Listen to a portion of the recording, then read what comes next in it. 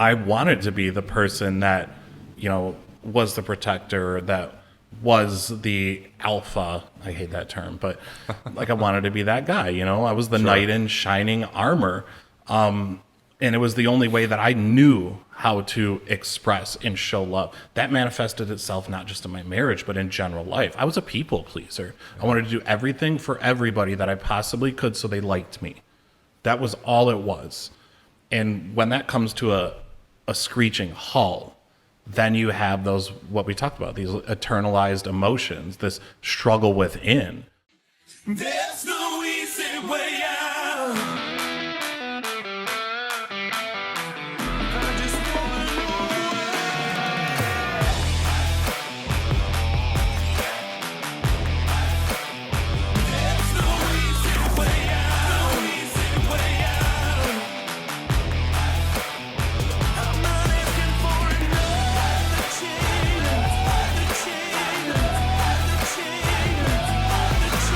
Hey everybody, welcome back to another episode of the No Easy Way Out podcast. As always, we are coming to you live from the Woodworth Building in downtown Owasso, home to my company, AZ Business Solutions, where we help grow your brand from A to Z. I'm really excited about our guest today. I think everybody knows him. He is the People's Champion. He's been a fixture in our community for a long time. He's actually been on our podcast before, but so much has happened since then, so we're excited to have him back. And so we want to welcome the one and only Casey Lambert, a.k.a. DJ Chewy. Welcome to the show, man. Thanks, Tony. Happy to be back. And, congrats on the new office, because this place is amazing. It's beautiful. Open source. Say beautiful. Beautiful. It's beautiful. And most importantly, all of the beautiful people here. Yes. So, we got Dan and Zach in the room today. They are beautiful people. Of course, my beautiful friend, Tony Nash, here with us. Dude, I'm so surrounded by excited beauty today. So excited. Well, it's great to have you, man. We kind of go back a little ways. We were talking about this before the show, but I think the first time we met is at the Comstock when I was running there. You were doing a lot of weddings, and so we kind of met over that. And then I found out you were friends with Jordan Silvis. I started watching some of your infamous Home Depot videos. And then we worked on some stuff together and just kind of became friends. We just kind of, we're quick friends, and we've always had awesome conversations. So, now we're just bros. Yeah, it's ironic because the last time I was on the podcast, we had talked about connecting with people, and that's something that comes absolutely natural to you and I. Yeah. So even in a setting of, you were a hotel manager and I was just a DJ who just moved to town. Not just a DJ. You were the DJ. Well, we fast forward about 10 years now, and connecting with people has been the MO of our lives. You've connected with so many people. You've been able to build AZ into the brand it is today. I've connected with people, and we'll learn about stuff that I've been doing, but it's at the root of absolutely everything. So I'm excited to be here today. Thanks for having me.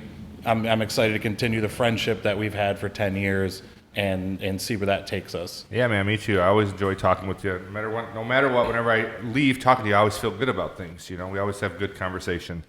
So today, you've done a lot of things, but today you are the event and PR manager at BitLift, which actually was going to be in this space, and then they bounced. And so thank you, BitLift, for allowing us this space. We love it. We like our new building in downtown St. John's. It's a great organization. I'm happy to have a home there, and Jason Miller, the CEO, is doing a lot of really good work there. So I'm excited, invigorated. Yeah. Love what you do. What's that? You love what you do. Oh, I love what I do there. If you get paid to do what you love, you win the game. That's what I say all the time. It doesn't seem like work. That's right. So most recently, you are a Guinness World Record breaker. Yeah. So I would like, we're going to give you the opportunity to expound on this, but I want to watch the video. You broke a record a few years ago. Well, I'm going to just let you tell the story. You broke a record, and then, what happened? So in 2019, and we'll get a bit into this, but details. I had a really good therapist and convinced me to do a post-divorce bucket list. And on that was to break a Guinness World Record. Because when you're a kid, you go to the Scholastic Book Fair at school with your $10 because you're balling. Yeah. And you always look at the Guinness World Record book and you say, oh, that's such cool stuff, man. Those people are so cool. And it's all around the world. And they're the best in the world at something. Even if that best in the world is being the tallest person in the world. Yeah. But you never think it's possible to do it until you actually do it. So 2019 was my first record. I broke the most weight squatted overhead in a minute. at Oktoberfest tent, which is great because this weekend is kind of pseudo Oktoberfest for Owasso. Followed that up in July with breaking the record for most weight sustained in a headstand. That one's still in the approval process. Oh, okay. But so I can't say I officially hold a record yet, but hold the record. Right. And then I actually had the producers from Guinness reach out to me in late August and say, hey, we're putting a show together for the promotion of the new book, and we're partnering with Ryan and Kelly at the ABC Studios. They're looking for somebody who's got a little bit of danger to what they do.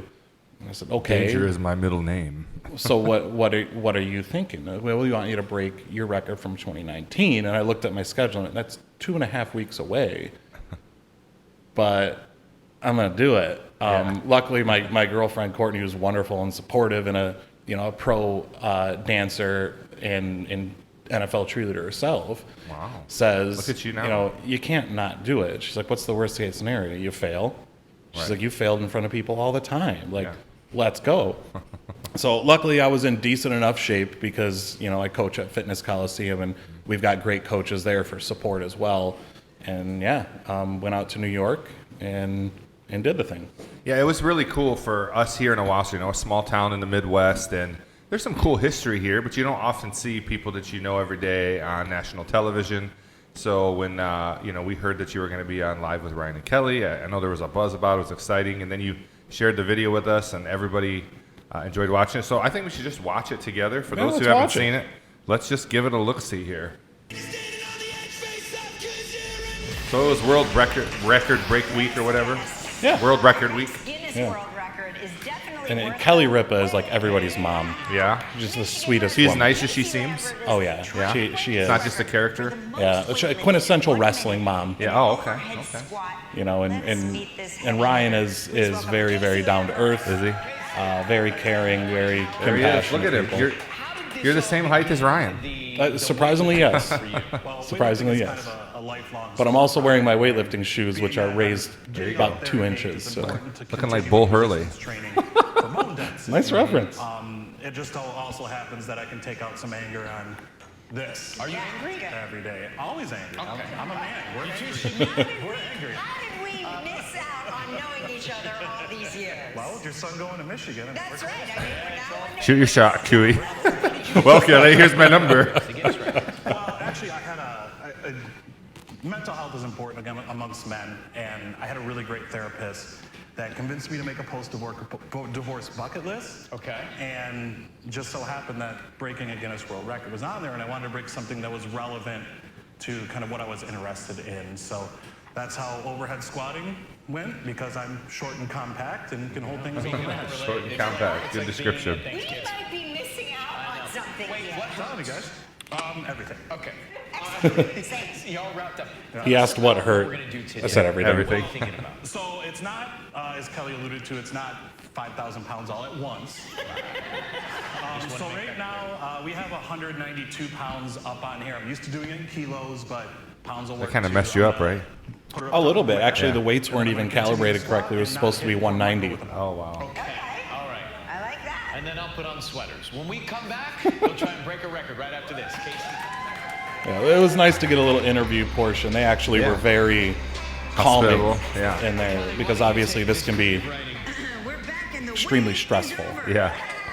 Casey Lambert is going to attempt So to where break is this at in the his studio? record for most weight This is their lifting garage. You're in a parking garage? Yeah. Oh, my goodness. They just made a set around it? Yeah. Yeah, I almost hit Jennifer Hudson with a bar because she was coming in to She film shouldn't her have been show. standing there. She's, again, absolute sweetheart. Here's what we're looking for today. So Casey is going to get the weight over his head. It's going to be a 3, 2, 1, go. He is going to squat. I need those thighs parallel to the ground. Back up. I need those thighs parallel to the ground. Is 4,684 pounds. That's Okay. Casey's record. So do we know how many reps that is? We do, and we will announce that at the end. Did you know how many it was? I'm assuming you Oh, did yeah. the math. Yeah. Moments before the big lift. Good, let's do it. Yeah, we had actually given him a list of how many reps equals so many weight. Michael, it's on you. Casey, are you ready? Yeah. I was born ready. Yeah, he actually Drum roll, started the please. 3, 2, 1 before I was ready. 2, 1, go. 1, All right, Casey. 2, 3, 4. He's killing it, man. Yeah, just so everyone knows, that's Can the chalk. audience see you right now? Or is that... So they actually didn't have in-house crowd, but all of the crew members Or clapping. were there, which was was real really clapping. nice. Yeah.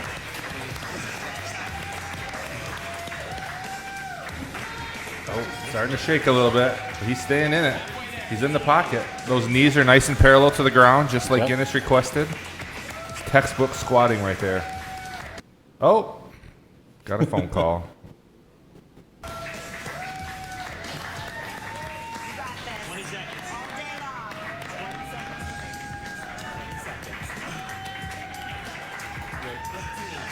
10 seconds. He's still going. You've already broken the record, I think. Long ago. Yeah. Long ago. Just crushing it. Over the top. Nice reference. Oh, Ryan's pumped. I was very pumped. He's flexing. And It feels like he just beat the world record. So yeah, you can see my body shaking there. Yeah. Wait, hold on. Let's give him a moment to breathe. No, he's breathing. Ryan's so excited. Yeah, Kelly's just worried. That's what I saw like that when I went out. Oh, man. Then we're doing Casey, the mark to beat was 4,684 pounds. Today, you had a total of 6,144 pounds. You blew it out of the water. Congratulations, Casey. You're officially amazing. Great job.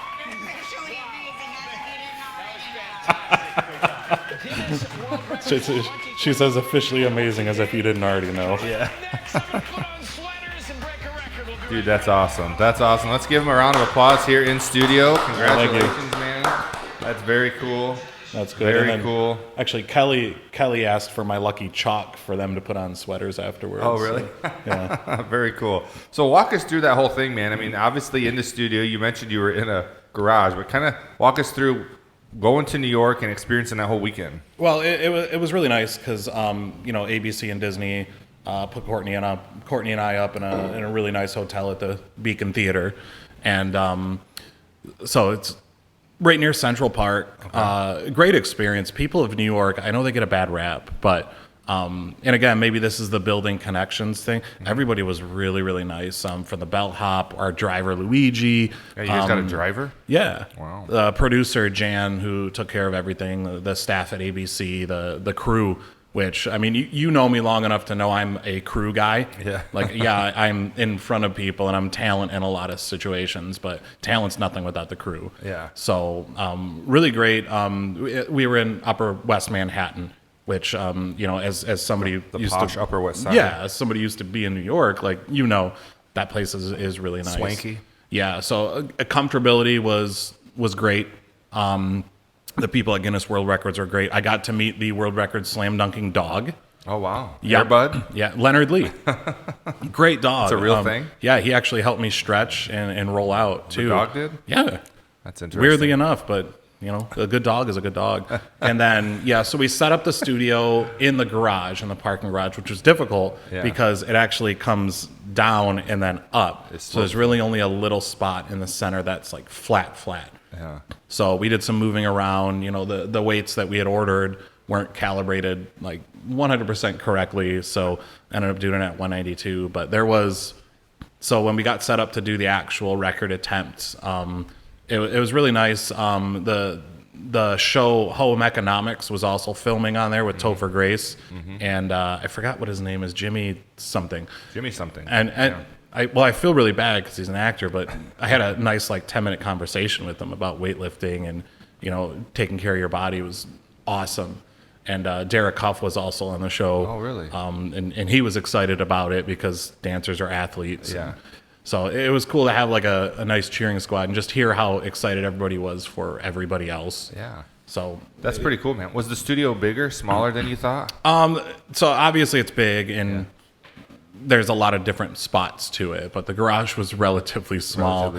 And we erected the studio in there, and when I was warming up, because we filmed the show on Tuesday, it aired on Thursday, and we did the set building and stuff on Monday. So I actually found a spot, because when you're doing something like that, you have a tendency to get a little bit disoriented. And with squatting and any other form of weightlifting, spinal position is hugely important. So even something as simple as your head being in different positions affects it. So I always pick a spot, and I tell my students this: always pick a spot. And my spot just so happened to be a plaque that was in the next studio over that said "First Talk Show in Space."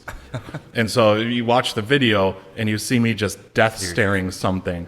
It's literally a plaque that says "First in Space." And the funny thing is, you kind of zone, and you heard Kelly say it there, like, oh, he's in the zone, he's zoned out. Yeah. So the entire time I was doing it, I was thinking about what it would be like to do a show on the International Space Station. So of course, when Elon Musk. Yeah, I mean, Call him up. he could help. He could help SpaceX it up. Yeah, that's right. So really, really cool experience. I'm glad I shattered it, Yeah. because then I don't have to do it again. Because Right. let me tell you, 2.5 weeks of training to do a world record is not a lot of time, Sure. no matter who you are. And the pain you feel from lifting 6,100 pounds is In a minute. almost immeasurable. Yeah. Now, you know me, and anybody else who's watching, if you know me, you know I hide things extremely well. Sure. So, masking that pain and feeling it over the next couple of days, I think I took 3 ice baths in the next 2 days. Sheesh. Just because your body is a wreck. Yeah. And we flew home that night. Oh, man. And luckily, Delta's great. Yeah. And they took care of us, but ooh. Yeah. So you don't want to do it again. Hopefully the record stays forever. That's going to be a tough one to break. Did you know going in, do you feel confident, I know I can do this? Had you done it in practice, or so you knew you could do it? Yeah, so I had done it, and again, my team at Fitness Coliseum was great and supportive and helpful. Shout out to Bree. Yeah, shout out to Bree. I love Bree. And everybody there. Yeah. So, we had a plan. We built a plan. We executed the plan. I knew I would be able to break it. I wasn't sure by how much. And at about, 22 seconds left, I had broken that, and the calculation went into my head of, okay, just keep going. Just keep going. And on the last rep, I felt my shoulders giving out. And back in November, actually, at professional wrestling training, which why not? Why not? Yeah. I actually had a slight tear in my rotator cuff and a chip on my collarbone. I've always had a hard time lifting things over my head. I've always been pretty good at squatting. I have strong legs and curls, but anything over my head is always tough. So have you ever had that bar fall on you? I always see guys just throw the bar down. I'm like, man, if that thing fell on you. Well, it's I've being seen videos of it happening. But being a student of Olympic weightlifting, kind of the first thing that you learn and the first thing that you teach is control of the apparatus. So similar to how a gymnast would work. So I've definitely hit myself with weights before, and I have scars on my forehead to prove it. I've definitely dropped a lot, but the spatial awareness teaches you to not drop it on yourself. yeah. So people shouldn't try this at home if you're not doing it with someone that knows what they're doing. At least not dynamic weightlifting. Powerlifting's a little bit different. That's you what I'm have saying, some more yeah. control over it, but just get a little bit of training and then you'll be good. So you said you almost hit Jennifer Hudson. So speaking of control, what happened there? Walk us Well, through that. being that we were in the studio garage, somebody, that's still where all the people enter, and I had my back turned and I was just warming up, and this was on Monday, and I dropped the weight, which when you hear a weight drop, It's loud. you know it. And it bounces because the weights are rubber or poly, and it bounced up and it kind of shifted to the left because the floor wasn't as even. I looked over to my left and she was just standing there. And I was like, oh my God, I'm so sorry. And she's like, no, you're fine. She's like, I should have been paying attention. She's like, are you in for the Guinness thing? And I was like, yeah. She goes, good luck. That's awesome. So you didn't have her sing for you? No. She said, sing me through this. That This. was an opportunity missed there, man. Well, that's awesome, and that's so cool that someone from our hometown got to do that. You're on TV. You had your 15 minutes of fame, 5 minutes of fame, and hopefully you get to do something like that again. But I just thought it was pretty cool seeing someone that I knew doing that, and we all here as a community enjoyed it. We're all proud of you. Good job, man. Appreciate that. And keep up the good work. I think what's cool about it, to me, is there was a purpose behind why you did this, and we're going to dig deep into that here in a little bit. But, you didn't just say, for I just want to do this today, but you had a very specific reason of why you wanted to do it and a cause behind it. And I always like it when people set out a goal and they accomplish those goals. That's always inspiring to me. So let's get into that then a little bit about, what kind of prompted you to do this. You've had some pretty big accomplishments in your life. I'm going to go through some of these here. Of course, you're award-winning DJ. That's probably how most people know you, as DJ Chewy. 2013 and 2014, you were the Michigan DJ Olympic People's Champ. So that was a statewide award there. And then you have a 6-time National Dance Championship music producer. Pretty cool there. A USA Olympic weightlifting coach. 3-time now Guinness World Record breaker. Easy for you to say. And you successfully started a TikTok collective called the Wrestle Bros, which I subscribe to. Grew it to almost 50K and monetizing it now, which, is not easy. It's interesting content. I tell people all the time, like, in the world we live in today with the internet, you could become an expert on, remote controls and then like make a TikTok or YouTube talking about why this remote control is better. And I mean, there's an audience out there for that. And you guys you're a bunch of friends that love wrestling. And you decided to start making some videos. I think the first ones you started, if I recollect, were the ones of you guys coming into your house, like doing your WWE entrances with the music. And so, you grew that to a successful page, and it continues to grow. And then you're also the creator of the Mid-Michigan Men's Group, which supports and promotes brotherhood among all men. So pretty inspiring stuff. You've done a lot of big things. And so now here's just another thing to add to that list of accomplishments. I think, it's always inspiring to be around people who accomplish big things. But again, you had a very specific purpose. So I know you shared a lot of the story with me about, kind of when you started to feel this and what drove you to do this. So I'd like for you to share with our audience, if you're willing, your story of what kind of brought you to this point and why you ultimately decided to do this. Good. And I appreciate that, Tony. Like you and I talked about before, and I think we feel this in life, and a lot of people do. Success is absolutely nothing if you can't, share it with the people that you know and love, or help people through something else. So you probably heard it in the interview when we watched it. Huge proponent of mental health. I had a great therapist who set me on some goals for self-betterment, but even more so encouraged me to help others along with that. So what started off as I need to rebuild myself after being absolutely thrown down in the dumps turned into how can I help other men tap into this? Because the messaging that we get from society these days kind of puts a negative connotation on masculinity. Masculinity can exist in an extremely healthy way. And as a matter of fact, it's how we're genetically programmed. So I think it becomes, how do we massage it the proper way without, in respects to our female counterparts, but also in respects to our fellow man. And I want to say to our audience, this is a topic that Casey and I talked about for the last several weeks. When I asked him originally to come on the podcast, I was kind of intended, let's just talk about your new world record. And he came to me with this idea that we should really talk about this topic. And as he digs into it, you'll understand. And I initially was a little hesitant because normally we're just a business podcast. We talk about entrepreneurship and being successful. And this is a really heavy topic. But I think it's an extremely important topic. As a father with 3 sons, trying to raise them up in the world to be good men, I thought this is something that needs to be discussed, and I was excited about discussing, but I wanted to make sure we did it in the right tone. And so we've had a couple of weeks to really think through what this means, and certainly we're not going to have all the answers and all the facts, but I think the topic of masculinity today is maybe a little bit under attack. I don't know, maybe it is a little bit under attack.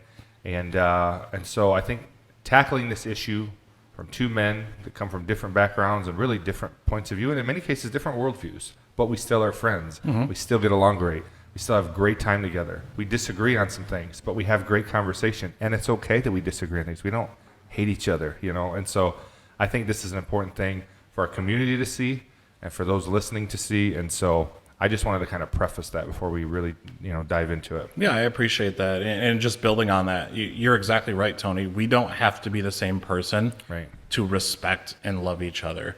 And I think there's a good root of that here, especially with the messaging of today's society. So, it's 2022, right?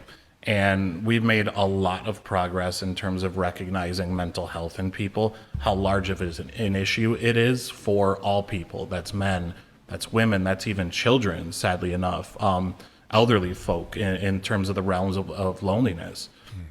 But there's some pretty big palpable statistics here that are male specific. And the delivery, like you said, is very important of this because it is heavy.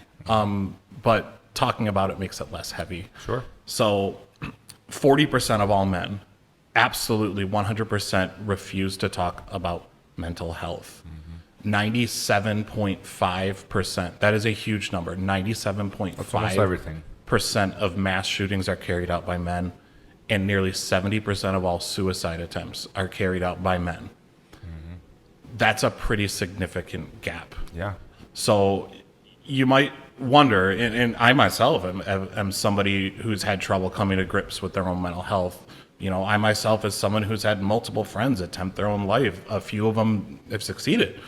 That's hard stuff, you know? Very. We can't just sit back anymore and let that happen. Because if one life improves from this, Tony, if we're able to save one person or change one person, it's worth the conversation. Absolutely.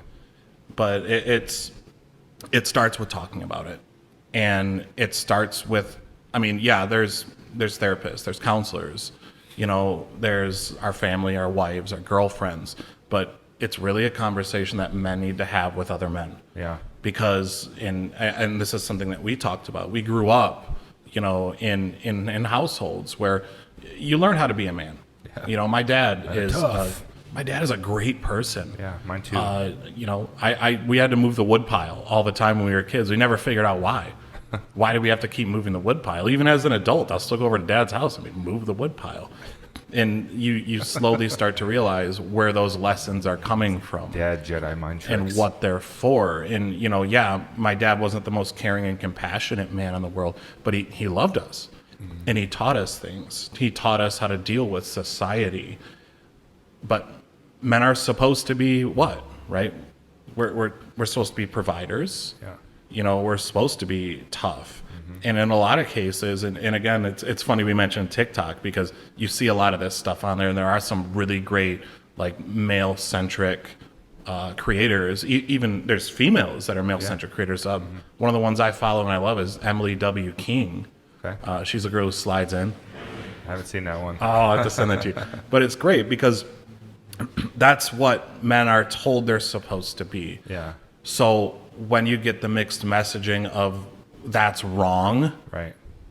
Well, now you see where that disparity comes in. Now you see where there's just a lot of internal conflict with it. Sure. And if you with internal conflict, if you don't bring that out, you're doomed to battle with your own self. And I love the terminology. I don't love the feeling of battling your own demons, because that's essentially what it is. You're hearing one thing, another, you got to find a way to marry them in between. And for me, at least, I think a lot of that helps when you talk it out with somebody else, especially if that somebody else is your fellow brother, your fellow man. So yeah, there's a lot of examples of that. I think it's absolutely important. I think that everybody processes difficulties, anxiety, stress, feeling unappreciated, unloved, feeling, undervalued, whatever it is. Everybody, deals with that differently in their life. And, I think as men, when I was little and I fell down and scraped my knee, mom would come and hug on me and get me some antiseptic, and dad would be like, oh, I'll rub some dirt in it. It's like, be tough, be a man, and I think there's some healthiness to that. You don't want to be whiny about everything. If it's not going to kill you, then just kind of get over it. Fight back the tears. There are some things that aren't worth crying about, But there are certainly some things that are worth crying about, and you shouldn't be ashamed to cry if there's something going on in your life that's hurting, that's devastating, loss, emotion, relationship struggles. Those things are all very real. And again, anything, if you internalize it too much, it can become unhealthy. And so, I think real masculinity, and my dad, again, was also a very good man. And he would say that my dad's become just a big sap in his old age. I never really saw him cry much growing up, but he just cries about everything now. He's just such a proud grandpa, proud dad. Everything is emotional. And it's good to see that development in him, and it's been a good thing for me to watch. And I find the older I get, the more sentimental I get. I got kids, in college and high school. We won a state championship with my boys this last year. Congrats. All three on the same team. And when we won the game, we all just hugged each other, and we were crying. I mean, all four of us just crying. And that was a healthy moment of tears of joy, and there was nothing, not manly about it. It was a good thing. But I think that there are some people that when they deal with this, these emotions, these tough things, they feel like they can't talk to somebody else, or they shouldn't be feeling this way, or I should not really bring this, I just need to get over it. And I would say if you're struggling with something emotionally and you're battling it, like you said, battling those demons, hopefully you have some male friends in your life that you can go to and say, hey man, like I know I have a group of guys that I feel like I could go to and be like, hey man, I'm struggling with this. Will you pray for me? Or can we talk about this? Or those types of things. But I don't think there's any shame at all in going and having those conversations. And not only is there not shame, I think it's a necessary thing. The way men interact with each other is much different than the way men and women interact with each other. It's just different. And so, when you get a group of guys around, sometimes there's just a lot of nonsense. It's a lot of machismo. It's a lot of goofing off. It's a lot of just fun. So there's not a lot of talk about emotions. But then there has to be time when if you're dealing with something serious. I've dealt with, recently my son just dealt with a good friend of his that committed suicide. And he just feels like, man, I wish he would have just talked to me about these things, and that maybe that young boy didn't feel like he could. And I think it's important that people know there are other men that are feeling the same way as you, that hurt the same way that you do.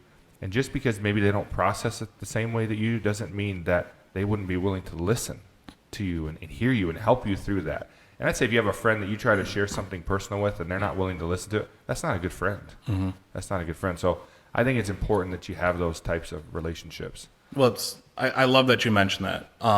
So you mentioned earlier about the wrestle bros. And these are guys in my life. And the reason we have the friendship and the kinship that we do is because we set a boundary with each other to make sure that we are emotionally open with one another. We've all gone through some tough times in that friend group, but we know how to move about it. And we're talking about, we range in age from 37 down to 25, and we still have that kinship with each other. I mean, they were quintessential in helping me repair back from the initial step I had to take in the mental health journey. A lot of people know, like, I am divorced, and I had to come to grips with my own concept of how relationships and love fit together. Like we're students of the Disney game in essence. This is how it is. You are Prince Charming, she's the damsel in distress, and I fell victim to that messaging, and that's kind of how I entered into the marriage that I did. Sure. I wanted to be the person that was the protector, that was the alpha. I hate that term, but like I wanted to be that guy, I was the knight in shining armor. And it was the only way that I knew how to express and show love. That manifested itself not just in my marriage, but in general life. I was a people pleaser. I wanted to do everything for everybody that I possibly could so they liked me. That was all it was.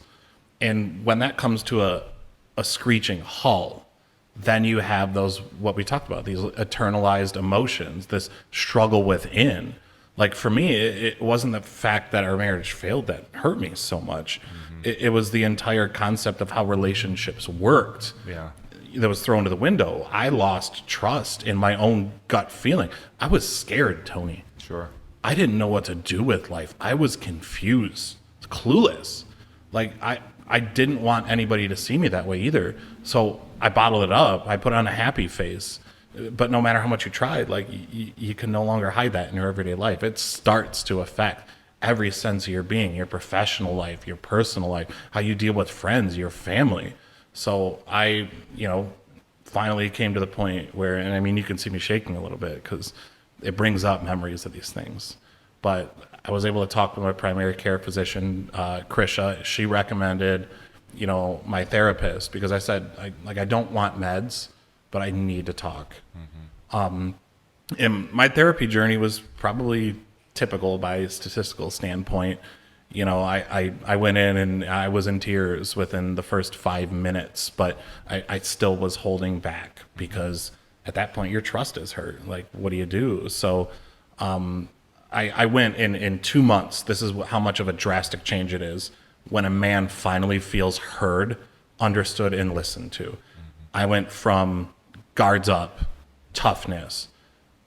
This is probably the clearest example. I didn't like books. Yeah. I hated books. I hated the thought of reading. Like, what a waste of time, right? In 2 months, I went from I hate reading to I had picked up, put down 6 books. And in every one of those books, it was a point where I couldn't stop reading. I would be up till 3 a.m, just captivated by these words. And a lot of them had to deal with, like, how to be a man in today's modern society. What are the 6 stages of manhood? How do you become that internal leader to yourself? Because if you can't be a leader to yourself, Tony, you can't lead anybody else. Sure. And at the basis and the root, and this is what really tied it together for me, at the basis and the root of leadership is servitude, right?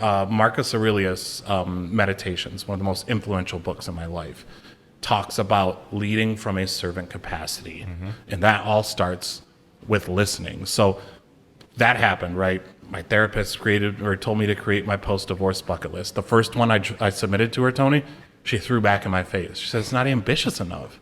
Like, you're free, man. You're the people's You are champion. free. You are a man. Go out and do. So I traveled that year. I went 5 different cities all by myself and told virtually nobody I was going.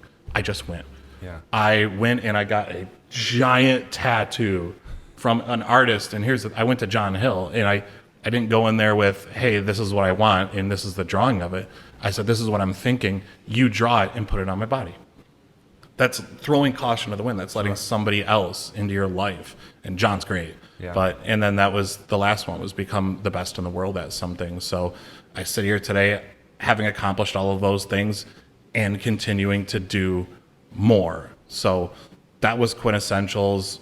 I've grown professionally as well. I went from, a dead-end job working at Home Depot, which was fun, and I enjoyed it, to moving on to a company that I fell in love with, an American Recycling, that had a great mission, ascended from a regular customer service person to the operations manager. And when the culture didn't fit me anymore, I found another place and another passion of mine in the marketing division, in the cybersecurity world, and just have made friends along the way and more connections along it. So if I had never opened up, if I had never let my vulnerability into my life, I would have never repaired myself into the man that I am today. And at the root of all of that is being in touch with your masculinity, not feeling the pressure of society to over-feminize things. Like, yes, men and women have both masculine and feminine sides, and we have to tap into those. Like you said, your dad now, he cries at everything. Yeah. I cry at every movie. Yeah. Like, there's not a single, I can't even Only think Rocky of it. IV for me so far. But Like, I cried in Avengers movies. Like, Yeah. it makes no sense. Coco, the Disney movie Coco. Haven't There's seen it. 8 points in that movie where I can pinpoint where I will shed tears Yeah. every single time. And that's okay. You Yeah, can and be even though masculine. What you said is that it's okay to be feminine and cry. Like, we have to understand, like, crying is not necessarily a feminine thing. We've been told that. We've maybe been raised that way inadvertently, or society maybe taught us that. Now, I think crying over certain things is probably like a little like, all right, dude, suck it up, be a man. Like I said, you fall down and hurt your knee. Like, okay, don't cry, fight the tears back. There's a good quality to that. But then there are things that, like we said earlier, are worth having tears. And it doesn't mean that you're being feminine just because you shed a tear over something that is, deeply meaningful to you, or something that moved you, or a loss of a loved one. I mean, those things are not feminine. And I think that definition, and we're going to talk about what we think the definitions of masculinity really are, but that word has just become such a negative thing in our society, and I don't like it. And feminism has become a toxic thing as well, and when it's overemphasized out of what it really should be, one way or the other, masculinity, femininity, there is a way that it should be. There is a balance of these things, and either can be toxic. Well, I understand you completely on that. Like, I would identify myself as a feminist. And you would go, well, you're a man and you're here talking about masculinity. Why would you identify yourself as a feminist? Because I believe females have equal rights to men. Does that mean that I think anyone is superior to anybody else? No, not at all. And I think that's where, like, if you're going to say you have toxic masculinity, there's also toxic femininity. Right, 100%. But there's the majority of us, and I think when we talked initially, you calculate it, 70-80% of people, there's the majority of us that live in that space. Yep. We're a balance of our masculine and feminine. We have mutual respect for both sides of people, and just a general respect for everybody. Well, and boys and girls are different. I have 3 boys. Yeah, we have to recognize that. Right, and it's okay. And I have 3 boys and I have 3 girls, and all my girls wanted to play with dolls and wanted to dress up and wanted to be the princess, and there's nothing wrong with that. Now, they all also play sports. They play basketball and they play volleyball. My boys were interested in playing with trucks and balls and getting dirty and playing lightsaber wars with sticks. I mean, it's just what they naturally gravitated to, and but they're also gentlemen. They're also very kind. They're also good to their friends, and they're they all have girls that they like, and they treat them like gentlemen, and and so there is just a balance. But it's okay to understand there's a difference. You hear a lot of women say, "I can do anything a man can do," which is not 100% true. It's just not, but you don't often hear men saying, "I can do everything a woman can do." I mean, there's certain things women can do that men cannot do, and there's certain things men can do that women can, and that's okay. It doesn't make one better than the other. It doesn't limit you because you can't do something that I could do. And so that idea that, we all have to be able to do the same things in the same capacity, it's understanding that what I bring to the table as a man, as a good man, as an honest man, a man of integrity, as a man that cares about people, all people, that loves people, and that, loves my wife and my family, that I bring a lot of good things to the table, and that's a balance. And then women understanding that you bring a lot of good things to the table as well. And so trying to kind of take those roles from each other to prove that, one's more dominant or less dominant, I think is unhealthy. And it creates, again, that toxic reaction or behavior in a lot of things. Yeah, you're exactly right. We've heard it described as many things, the yin and the yang of life. We have to exist with each other, and we operate best when we use our strengths to complement the other ones. We fit the holes that each other have. Courtney and I have had this talk multiple times. We fit each other's holes to a T perfectly. And then you hear terms like power couple. Yeah. Well, that's just, to me, a couple that recognizes, you and your wife have been married for a long time. Dan, almost you and your 20 years. Wife have been married for a while. Like you complement each other. Yeah. And that's how relationships work. Yep. And that be, we're talking about it in a male-female standpoint here, but that's also, employee-employer. That's friend, and friend. Yeah. That's just, and if we can get that basic concept down, that I don't have to be everything because I have a person by my side who's my cheerleader, who's my best friend, that can fill those voids as long as I keep up the social contract of filling theirs. Yeah.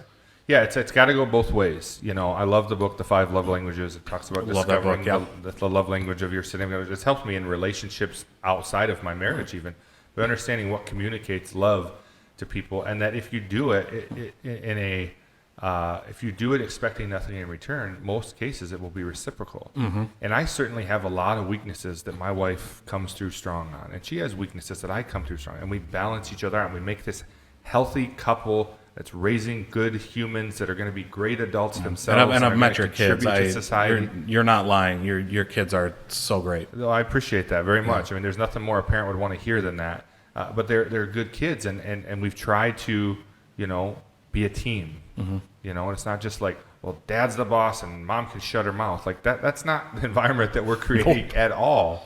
But there are times where like dad made this decision and we're going to go with it because we trust him. He's proven that he's led us down the right path. He's proven that he loves us.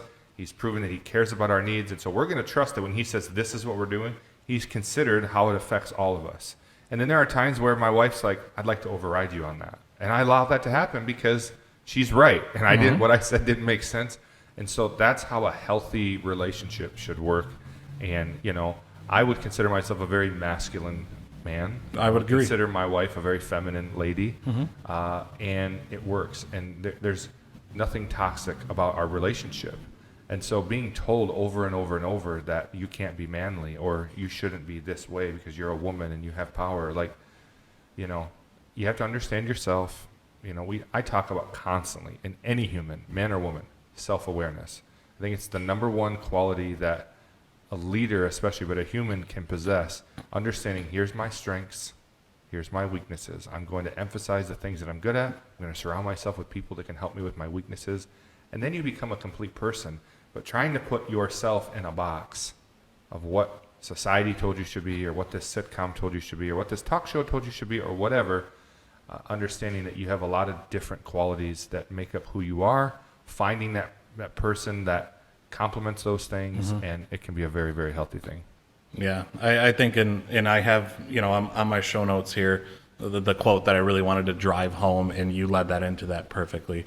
A man's responsibility is first to himself, second to his family, and third to his community. And I mean, you can throw faith in there as well. Sure. I know you're a man of God. Yep. Yourself, and me being a spiritual person, it goes in there. But Yep. a man's responsibility is first to himself, second to his family, third to his community. You can't serve your community or your family if you don't first serve yourself. Certainly. And that, Tony, I've been called selfish so many times from acting this way, but that's the proverb I have to live my life by. I am absolutely useless to my family and my community if I'm not there for myself. Well, and it goes back to, what you said earlier, that, really a leader or a good man is one that is a humble servant. And so understanding, if I'm going to serve people, if I'm going to serve my family, if I'm going to serve my community, that means I'm going to make sacrifice. And so I can't be completely depleted.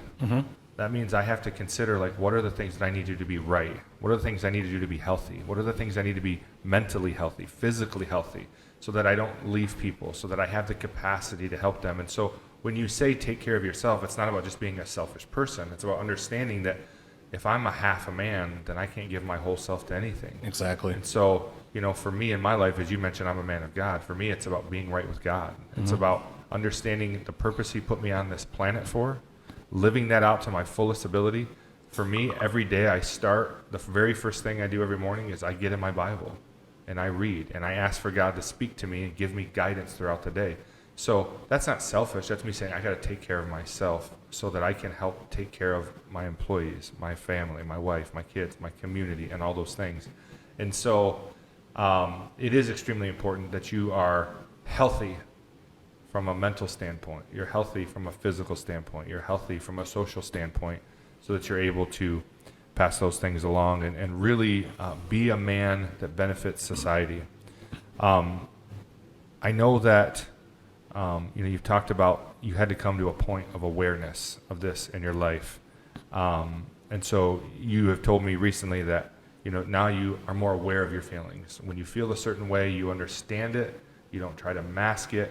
You try to maybe consider, why am I feeling this way? How is having that awareness of, what's making you feel up or down or in the middle, how has that helped you grow? Well, it's helped me grow as a leader and as a man and as a person, because as you know, I'm a very, I like to call extra person. I lead with enthusiasm. I lead with excitement. If anybody knows, about a DISC assessment, I am as far I, Yeah. which just stands for influence. I am as far I as you can possibly be.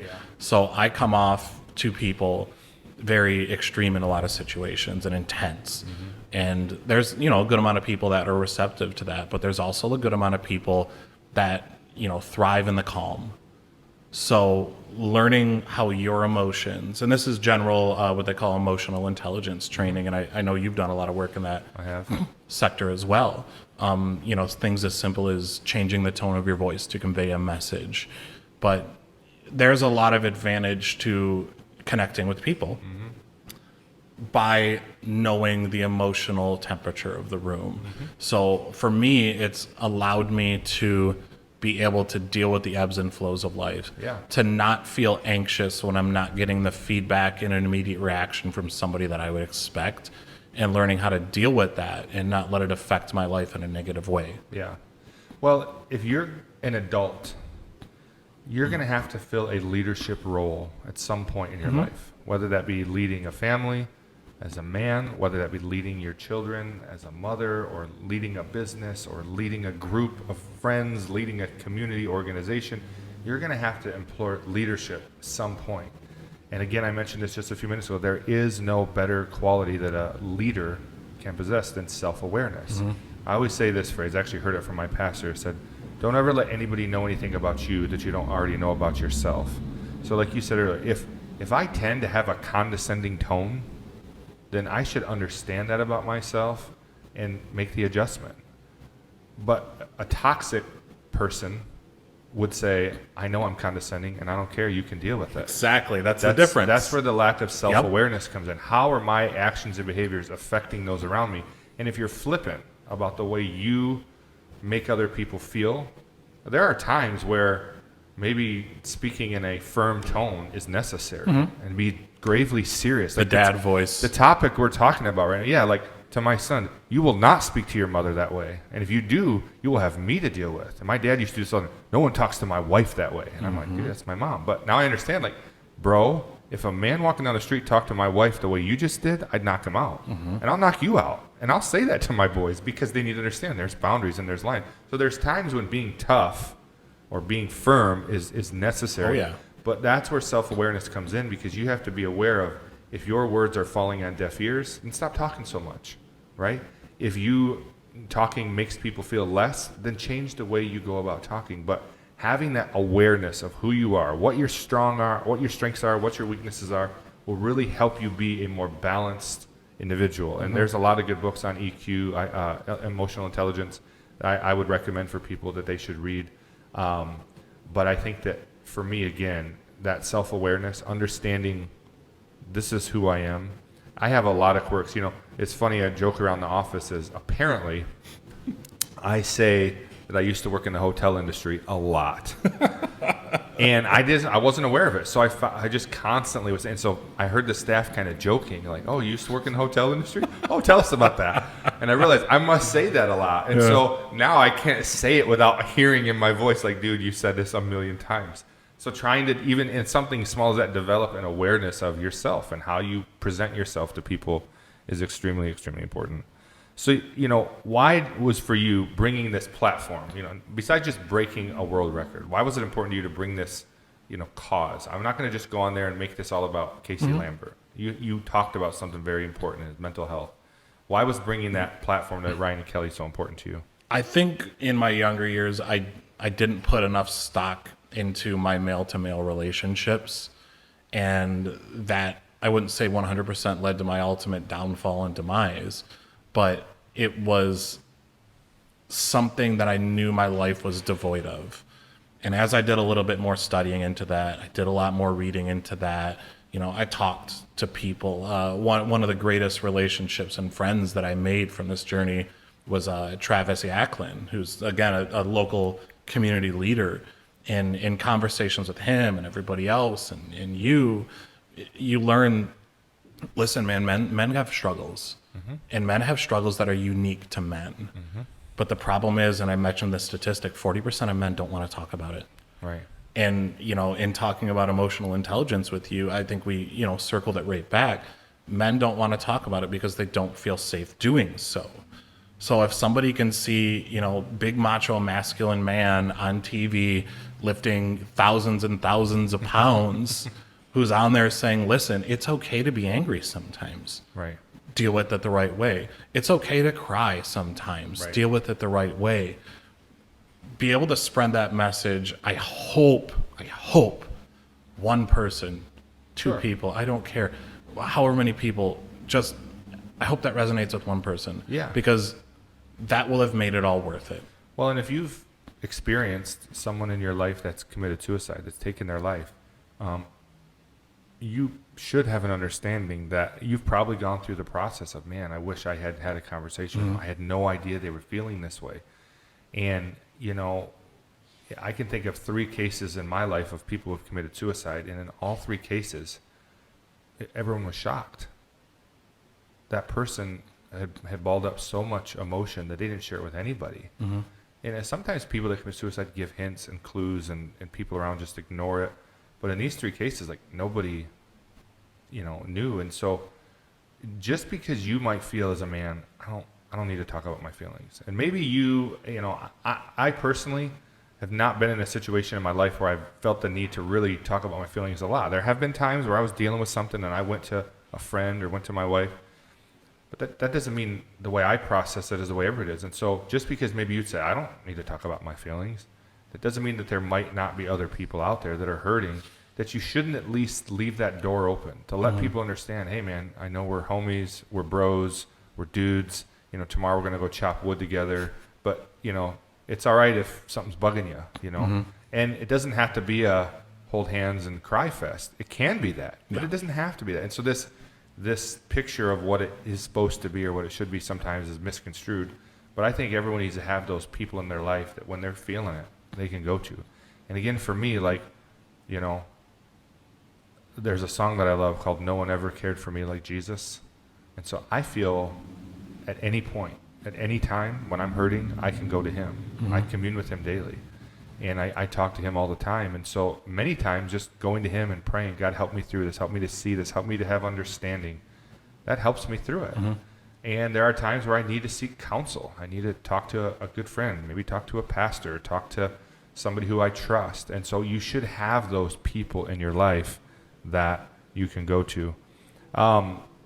So how do you think men should apply this philosophy to their own lives? What are the ways that men can apply this idea of what we're talking about to their own life? Well, I think you hit the nail on the head. Most of the vast majority of male friendships are fostered and created when we're in our formative late teens, early 20s years. So you probably have these friends out there, and maybe you've never actually had conversations with them about this kind of stuff, but I'm telling you guys, it's a conversation that needs to be had. Mm-hmm.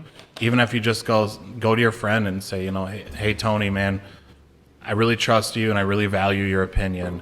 I'm having some difficulties with this. No man on the face of the planet is going to look his friend in the eye and say, sorry, man, I can't help you.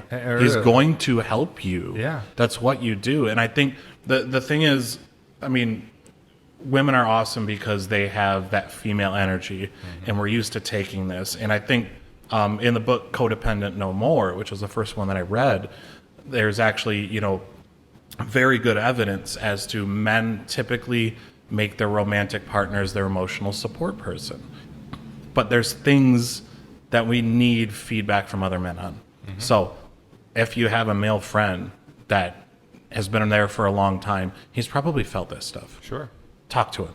Yep. If that doesn't work, go meet some more male friends out there. They're everywhere, man. Well, and like I said, if that person would dismiss that, like if you went to a friend and was like, dude, I need to talk, and he's dismissive, that's not a friend. Mm-hmm. That's just not a good friend. But I'm here to tell you, and they won't dismiss No, it. I don't think most will. I really don't. And, so I think, obviously it's 2022. We've made a lot of progress in a lot of things. I think maybe in a lot of things we've digressed. Probably made, some intentional progress towards, recognizing mental health as a real thing. Certainly with a 2.5-year pandemic where people were forced to be inside and isolated from their loved ones and had to watch their family members die through a glass window and, weren't able. that created a lot of mental health all by itself. Kids being isolated from their friends, doing school from home, and certainly those things created a mental health crisis. We certainly talked about more in now than it ever has been in my lifetime. So I think there's people trying to make a recognition or maybe a correction of, okay, this is something that's very real and affecting our style. But I think, there's still this real gap in men, especially young men, because society, teachers, philosophers, celebrities, athletes, people that these musicians that they look up to, there's a message on masculinity, toxic masculinity. You normally hear the word in the mainstream culture, media, art, music. You hear it with the adjective toxic. Whenever you hear the word masculinity, it's preceded by the word toxic. And so then you have these young men growing up thinking, I can't, I feel like I want to be a tough guy, but I can't be the tough guy or whatever. And certainly there was a time where it was out of balance the other way, where men just were jerks walking around the office, harassing all the women and treating them like subjects. And, and so now there's this like overcorrection of like, now we're going to minimize men altogether and masculinity. So these young boys grow up, and then you see somebody like Andrew Tate. Are you familiar with him? Yeah. Andrew Tate comes on the scene, and he says some crazy things. Yes, he does. He says some crazy things. Sometimes I listen to him, I'm like, yeah, I agree with that. And then all of a sudden he's like, goes off the cliff. I'm like, bro, why did you take it that far? Like, you started with a good idea, and then it just became demeaning to, women, or demeaning, or even demeaning to men, and men being different than you. And so, but you see young boys by the millions resonating with this guy. He's the most viewed person on TikTok, and he doesn't have a TikTok account. So you see these young boys, and so they're trying to cancel him because like he's bad for young men. And so you see these young men identifying with him because, again, there's been this overcorrection where these young men have been told masculinity is bad, men are bad, men are the problem, white men are the evil in the world, And maybe there has been truth to that. But this kid's feeling like, why am I the bad guy?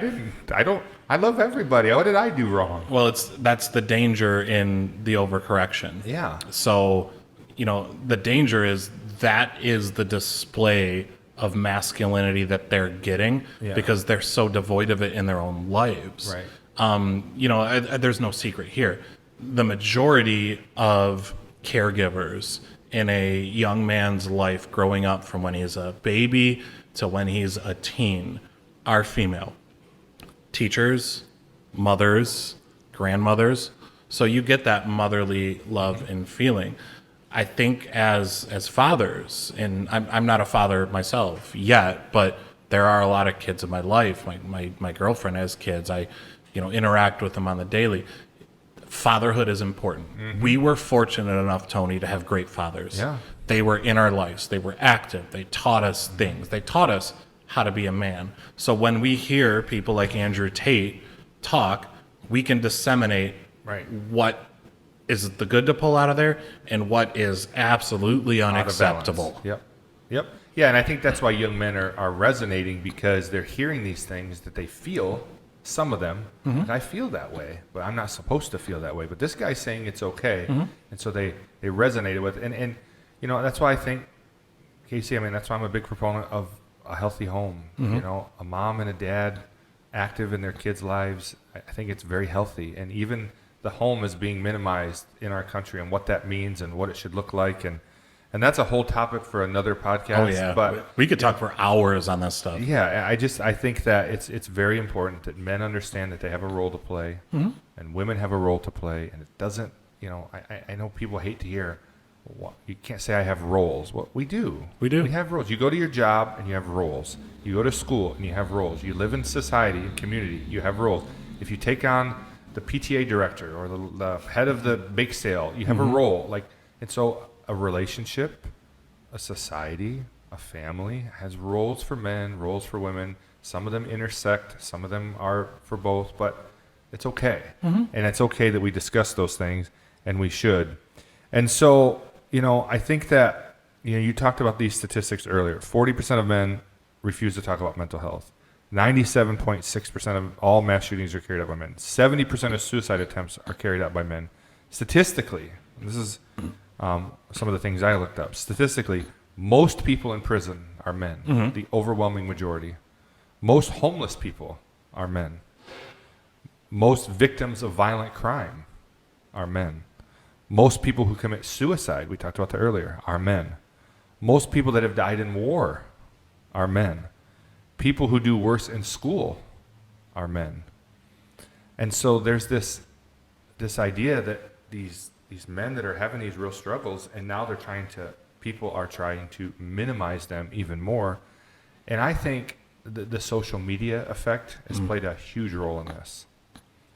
I heard Dr. Phil talk about how men are confronted with just graphic imagery. Oh, not just men, kids are being confronted with graphic imagery. 20 years ago, if a guy got eaten by an alligator at a golf course, you might hear about it, you might not. But now, like within 10 minutes, there's a video on the internet, and people are like watching this dude getting his arm bitten off by an alligator. It's very graphic imagery, and it's constant bombardment. Every time there's a fight at the mall, or every time, someone got shot, someone got it on video. And so they're posting these videos to the internet, and these kids are confronted with this constant graphic imagery. Also, social media gives people exposure to so much information. There is a problem with too much information. We were talking about recently about why when I was 8, 9 years old, I was riding my bike all over town. My parents didn't even come home before the street lights get on, But now, like, I have kids that are 10, 11, 12 years old, and I'm not going to just let them ride their bike anywhere, because social media has given us a window into all the evil. We just didn't know. It's not that evil didn't exist 20 years ago. Evil's been around forever. You might say that we're probably in a less evil time than we've ever been. You go back to the Stone Ages where people were just getting killed in the streets, and get clubbed over. Or the Wild West where if you took a man's wallet, he shot you, and he was justified in doing it. So you could say we're probably in a less evil or dangerous time than we haven't, but because we have so much access to the imagery of it and to the information, like every time something bad happens, we hear about it. Even the divisiveness in our society, where we can't disagree with anyone, or else it puts us in this category. And now we're an evil human. That's a big problem. And honestly, I blame Donald Trump for a lot of that. He was such a divisive character. And I think I'm the type of person that I think Trump did a lot of good things for our country. But I also think that his demeanor, the way he carried himself, the way he's an egomaniac, the way he did behave as a toxic male at times, and would be antagonistic and inflammatory and what's the word I'm looking for? Confrontational, intentionally. And maybe you think, well, some of that needed to happen, maybe it didn't. But I think that his, again, overcorrection, and then the media trying to correct it the other way, so they went too far, and then they just attacked him nonstop, around the clock, 24 hours, Trump's the devil. It's created this thing where, as a conservative, I wouldn't identify myself as a Trumper. But what's my other option? If I'm a conservative, I'm all of a sudden put in this category of a crazy white supremacist, homophobic, xenophobic, toxic male white man. And that's not you. Like, that's not me at all. And so there's no there was no person in terms of the presidency. Now, one person resonated. I didn't resonate with Joe Biden, didn't resonate with Donald Trump, and so I'm stuck in the middle. And I think that's probably where 60, 70, 80% of society lives. They're in the middle. And so we've been conditioned that we can't disagree. Even in us talking about this, you presented some things, I'm like, I agree with some of that, I don't. I presented some things, I go, that's just not me. But here we are. Well, we're giving each other the platform to speak on it. And even more than that, we're not tuning out to each other. Exactly. We're listening to one another. Yeah. And I think that's, as a society, what we need to do more of. The conversation is happening. And I think, if you're listening, you have an issue with somebody because of something you saw on social media. You thought that they should have believed this way, or was against something that you were doing, or, felt this way about a certain thing, or they made a political post that you didn't agree with, or whatever. They like one party, they like red states, you like blue states. Whatever it is. Instead of just boycotting that person, cancel them, this cancel culture idea. Go have a conversation. And I guarantee you, when you sit down with that person and just talk about it, you're going to hear their reasoning behind why they like this person. You know, I have, you know, my mother is a saint. She's a great woman. There's not a bad thing I could say about her. She's been good to her kids, good to her society, good to her family. She ran a daycare in her home for 40 years, took care of all kinds of other kids. Has probably potty trained 10% of Owasso, you know, just a good woman. And yet she's an avid Trump supporter. She loves Trump. And when you sit down and talk to her why, she has a very compelling reason as to why she connects with him.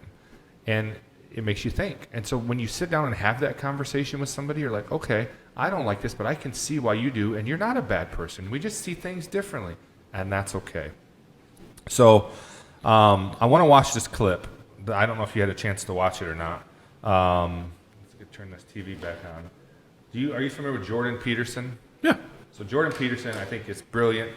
He and this topic of masculinity is something that he is passionate about. And he was doing an interview with a lady about this very topic, about, you know, we talk about the overcorrection of masculinity. And I just thought his remarks here were really, really good. We've met some of your fans, and we got the impression they were all male fans, the ones that we talked to, and that they were struggling with their manhood, and that you give them this message that it's okay to be a man. It's not okay. It's necessary. What the hell are we going to do without men? You look around the city here, you see all these buildings go up. These men, they're doing impossible things. They're under the streets, working on the sewers. They're up on the power lines in the storms and the rain. They're keeping this impossible infrastructure functioning, this thing that works in a miraculous manner. They work themselves to death, and often literally. And the gratitude for that is sorely lacking, especially among the people who should be most grateful. You see university professors, especially of the social justice bent, who are among the most protected and privileged people that the world has ever produced. They take everything they have for granted, failing to understand entirely that there's a massive infrastructure of unbelievably hardworking, solidly laboring, working class men breaking themselves in half on a regular basis, making sure that everything that always breaks works. And so a little gratitude for that is in order. And it's very useful to tell everyone, not just men, that they have an important role to play, a necessary role, and that if they act properly and honestly and forthrightly, that they can put their lives together and they can help their families and they can make their communities better, and that's not toxic masculinity, that appalling phrase. It's what keeps the world going round. And if we had any sense, we'd understand that instead of doing everything at every possible moment to label what we have in the West as oppressive and patriarchal and fundamentally predicated on power, of all the insane propositions. It's good stuff. It's impactful. This is good stuff. Yeah, I mean, you can see he's emotional about it. He feels that as a man, like, yeah, we need men. We need women. God created us. We need each other, and this idea that we don't is just absolutely crazy. I mean, I thought of this hurricane that just happened, and you saw those images of all the line trucks that were just the linemen that were all those trucks ready to go and go into the storm and keep people alive and keep their power going. I mean, that's incredible, and that's needful, and that's powerful. And so how do we bring this to a head? You know, do you have in your mind or in your own words a definition of what masculinity is or what it should be? I think it's what I described earlier, and I'm glad that is the first time I watched that clip, Tony. So it resonates exactly as I thought it would, in that as a man, you have to first take care of yourself, then your family, then your community. because if you're not right, if you're not your best, what you are giving in servitude to your family and your community pales in comparison to what you can. We need men. We need masculine males, right? We're men. We invented the wheel. Like this is that's life. There's, as Peterson said, impossible infrastructure. Yeah. But if we're not giving to ourselves, if we're not digging deep down inside, not only giving to ourselves, but forgiving ourselves, we've all done bad things in life. We've all had our bouts and our moments where, we were probably a little bit toxic, but admitting that, saying, how can I fix this? Listening to the people that you may have caused harm to, listening to your fellow man who needs the hand. That's how you build yourself. Yeah. That's how you become a better father, a better husband to your family, and that's how you become a better representative in your community and somebody who people look to build it. Yeah. Yeah, we all have toxic tendencies, every person. So when you become a toxic male or a toxic female, it's when you overemphasize the toxicity in your life. That you aren't willing to recognize, I have a short fuse, and so I'm not going to work on it. I'm just going to go off on everybody. That's toxic. When you realize that you are an egomaniac and you just were built with this overwhelming sense of confidence that can come across the wrong way to people. And so understanding that about yourself, I'm going to think about how I say things. And when you're not willing to recognize that the way you come off can be harmful. Toxic means harmful. The way you act can be harmful to people. That's what makes you toxic. I put here, I thought I spent a lot of time writing this out, so I'm not going to try to recite it. I'm going to read it. But here's my thoughts on true masculinity. True masculinity is a man. It's a male trait that demonstrates humble service, sacrificial love, and incredible meekness. I like the word meekness. I say this. Meekness is not weakness. It's quiet strength. One that treats all people, and especially women, with respect and honor, exhibits honesty and integrity, stands up for what he believes in, willing to fight for the sake of the vulnerable. I got to go to war. I got to protect my family. He is a leader, provider, protector, defender of his home and family. He works hard. He strives to be patient, kind, gentle. These are all my core values, by the way, at my business, most of these. Diligent, faithful, strives to be faithful, and to love God with all his heart, mind, and soul, and love his neighbor as himself. I put here, history in the Bible teaches that there was one perfect man. That was the man Jesus. Jesus was the great liberator of men and women alike. He liberated us. He set us free. He never frauded his fellow man. He was good to his mama. That's a good quality for a man. Yep. He worked hard. He took care of the poor and the needy. He was humble, selfless, patient, kind, gentle, loving, diligent, faithful. He loved the world so much that he laid down his life for them. So to me, Tony Nash, follower of God, the best thing I can do as a man is to emulate the man, Christ Jesus. And that's how I believe I can be a good man. And there are many of you in our community that have interactions with me and have met me. And I would say that those of you watching wouldn't be able to point out where we've had a bad relationship or where I've frauded you or mistreated you, and if I have, it was inadvertent and I apologize. I don't ever tend to hurt my fellow man or fellow woman. But I am the man that I am today because not that even Charlie Nash, my father, raised me the right way. That is important, extremely important. But I believe I'm the man today because at the utmost of importance in my life is I try to emulate Christ Jesus, and he was a perfect man. And so to me, that's masculine. And I don't apologize for that. And again, I did just apologize if I've ever offended you. I don't ever want to do that. But you didn't apologize for who you are. Absolutely not. You apologized for faltering in the moment. Absolutely not. That's a heavy masculine trait right there, Tony. Yeah. You are not afraid to apologize for things you've done in the past, but you can't apologize for who you are because truly in your heart, you believe that you are living life as you should. Absolutely. And I try to have a clear conscience when I lay my head at night. Try to have a clear conscience before my family, before my neighbor, before my God.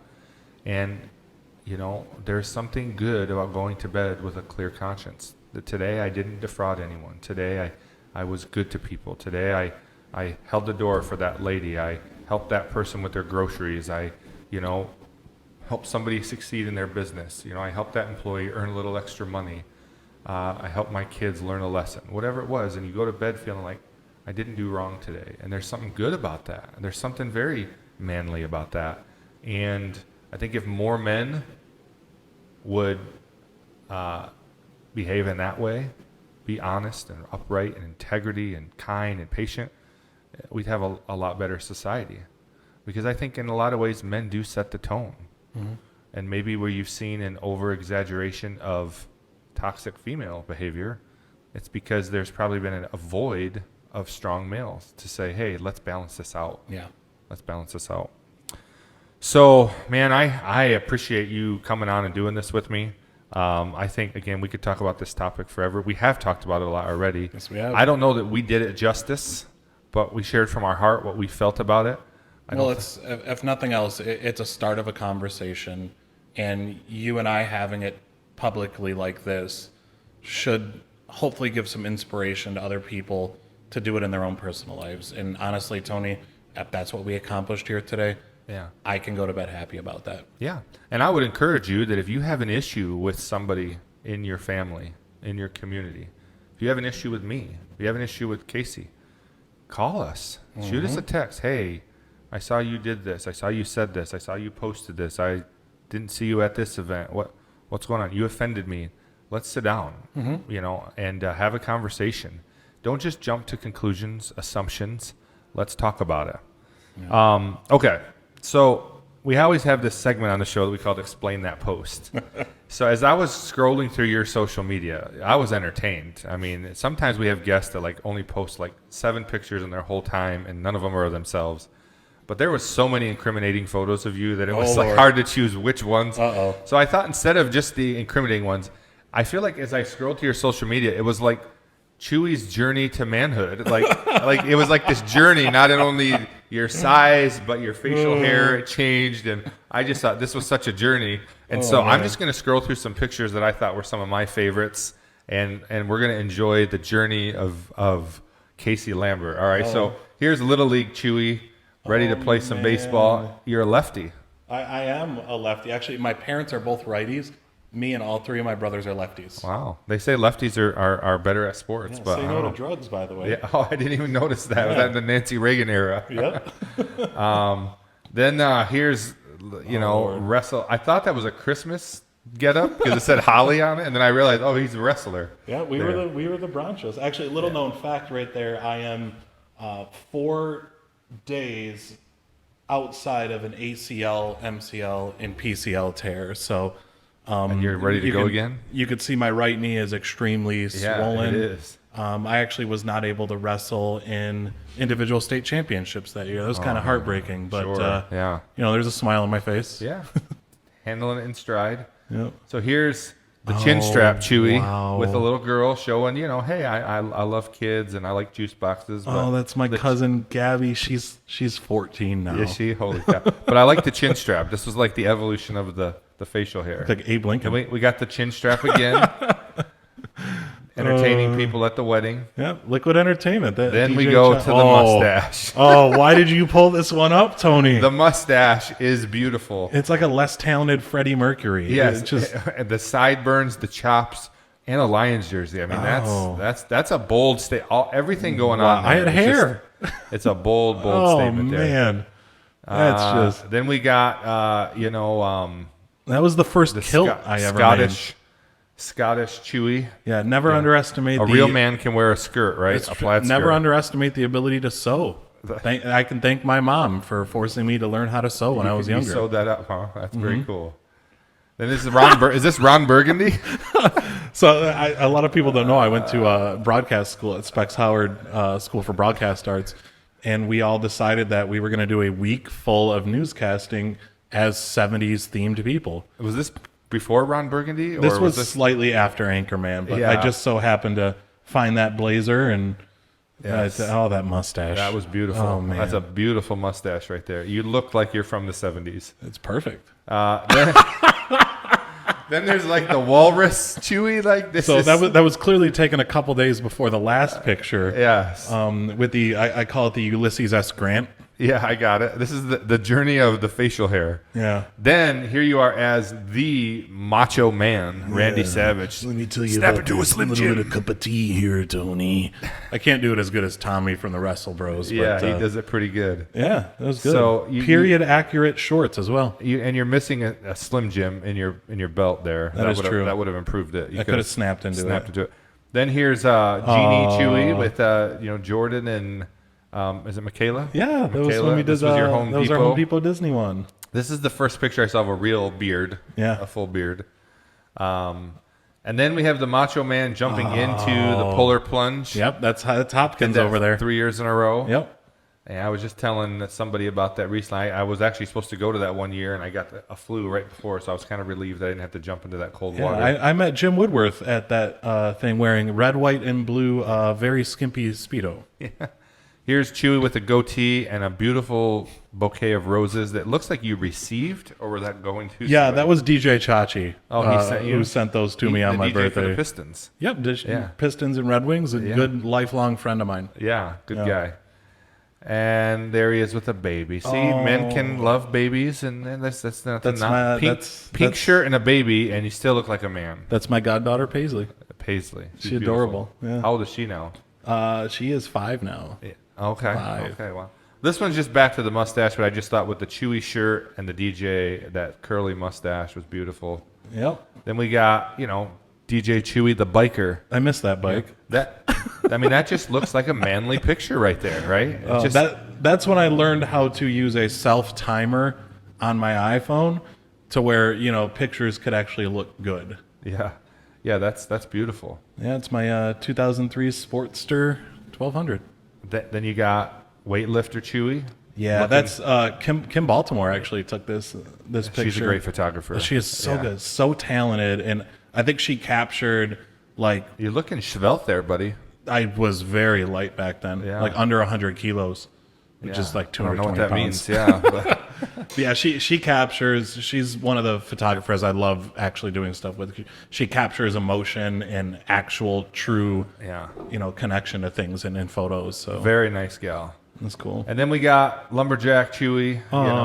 This freedom and independence. But he also is holding cats. Real men have cats. Maybe I don't have a cat. Those are my babies. That's freedom and independence. I adopted them on the 4th of July. See, man, you can wear some Levi's and a flannel shirt and still have kittens and be manly. There's just nothing not manly about this. And again, thanks for Mom for teaching me how to sew because I made those cat costumes. Oh, did you really? From the sleeves of that flannel. That's crazy.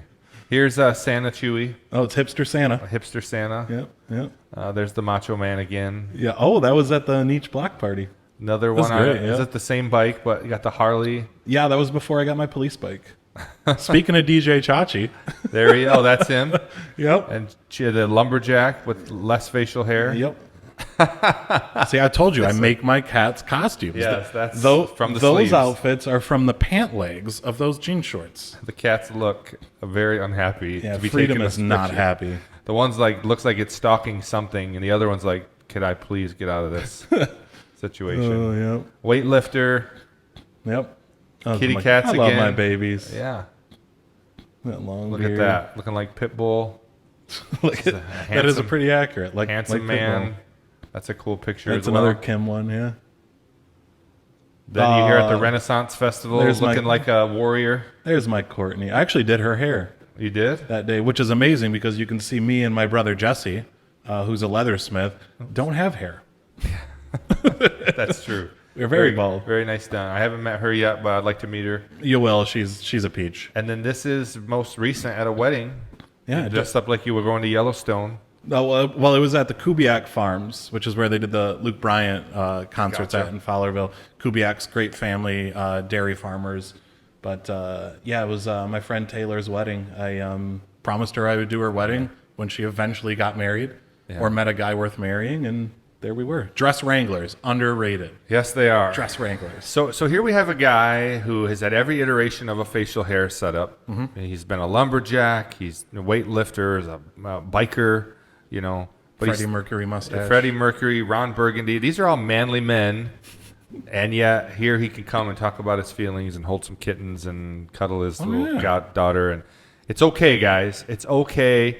You can have some more refined edges, some softer sides to you, and still be a man. And you should, guys, be a man, and don't apologize for it. Don't be toxic. Don't emphasize your toxic traits. And ladies, don't emphasize your toxic traits either. Appreciate the men in your life. Men, appreciate the women in your life. Be good to each other. Be kind. Have conversations. Take care of each other. Love one another. And you will find that you will be a much happier person. You're going to be more fulfilled. And then people are going to show up at your funeral. I mean, isn't that at the end of the day what we all want? Like, who's going to show up at my funeral and say nice things about me? Hopefully, if you're good to your fellow man, those things will happen. If you show up to my funeral, you better be partying. Yeah, that's right. Okay, last segment of the show, we like to squeeze the last bit of brilliance out of our guests. So we have a segment called Say It in 60. And if you win, you get to go home with that AZ mug. Oh, I like this mug. And if you don't win, you still get to go home with it. But it's just a participation trophy then, and it doesn't really mean anything. Oh, yeah, we're men. We like to win. Yes, it's got to be win, right? So there's 10 questions. There's no wrong answer because they're your answers. So you can make something up, but you just got to get through them in 60 seconds. Okay? Let's go. Are you ready? I'm ready. All right. Timer starts now. What is a must-read book? Marcus Aurelius Meditations. What is a daily habit everyone should do? Make coffee. What is your favorite podcast? No Easy Way Out with Tony Nash. I love it. Michigan or Michigan State? State. What is your why? My why is to serve my community and my family. Apple or Android? I'm an Apple guy. Favorite quote? If you're walking through hell, keep going. Winston Churchill. Yeah, I think there's a country song about that too. Mm-hmm. the Dixie Chicks. What is a must-binge TV series? Beyond the Ring. Beyond the Ring. All right, you have 15 seconds to tell us what is success to you. Success is being able to give back to your family, community, the people you love, and showing appreciation for it as you go along the way, picking up others and propping them up and motivating them. Love it. And with 4 seconds to spare, you did it. Yes! So let's give him a big I round won of the applause. mug. Get the mug. Look at Just this. another Get it in thing the to add shot. to the trophy case. So now you can add to your list of accomplishments, Say It in 60 champion on the No Easy Way Out podcast. So, man, I appreciate you coming on today and having this conversation. And I'm glad that we were able to get it done. Mm-hmm. And I think it was good. Hopefully it would be a help to somebody. If there's someone out there going through it, maybe you don't have a friend, reach out to one of us. We're happy to come sit and talk with you. For sure. And but if you're thinking about going through something that's just not, healthy, don't do it. Talk to somebody, and it will be a good thing. So before we go, I'm gonna let you look right in this camera over here and let you tell our audience where they can find you if they want to book you for a wedding, if they want to know more about BitLift. Sorry, I almost went blank there. Tell them where they can find you. All right. Well, this is my proposition, so I'm going to do the dramatic turn. Okay. All right. I'm Casey Lambert. Thank you, Tony, for having me. My pleasure. On this podcast. You can find me on the socials, Casey Lambert on TikTok, as well as the Wrestle Bros. You can find me on Instagram as DJ_Chewy or Casey_Lambert 109kg. And if you're more interested in our work in the cybersecurity world, you can find us at www.bitlift.com. And that's essentially it. But for most people, you'll see me out and about. Come say hi. That's what I want. All right. You heard it here. If you see him, come say hi. He's always approachable, always a fun time, always life of the party. So, again, thanks for joining us, man. And thank you for watching. I know this has been a long one, but hopefully it was informative to you, helpful. And as my mother always said, you can't and never could until you tried. So go out there and try something great, my friends, and don't take the easy way out. We'll see you next time.